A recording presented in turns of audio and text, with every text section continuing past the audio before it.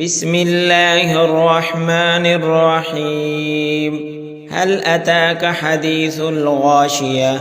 وجوه يومئذ خاشعة عاملة ناصبة تصلى نارا حامية تسقى من عين آنية ليس لهم طعام إلا من ضريع لا يسمن ولا يغني من جوع. وجوه يومئذ ناعمة لسعيها راضية في جنة عالية لا تسمع فيها لاغية فيها عين جارية فيها سرر مرفوعة وأكواب موضوعة ونمارق مسفوفة وزرابي مبثوثة أفلا ينظرون إلى الإبل كيف خلقت وإلى السماء كيف رفعت وإلى الجبال كيف نصبت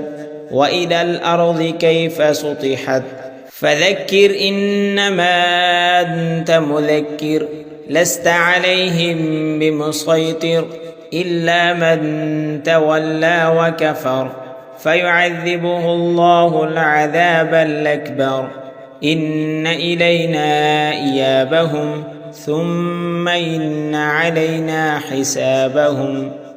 بسم الله الرحمن الرحيم. هل أتاك حديث الغاشية؟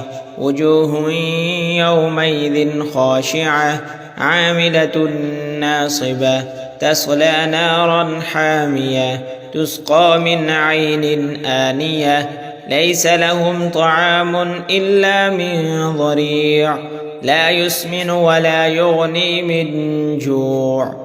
وجوه يومئذ ناعمة لسعيها راضية في جنة عالية لا تسمع فيها لاغية فيها عين جارية فيها سرر مرفوعة وأكواب موضوعة ونمارق مسفوفة وزرابي مبثوثة أفلا ينظرون إلى الإبل كيف خلقت وإلى السماء كيف رفعت وإلى الجبال كيف نصبت وإلى الأرض كيف سطحت فذكر إنما أنت مذكر لست عليهم بمسيطر إلا من تولى وكفر فيعذبه الله العذاب الأكبر إن إلينا إيابهم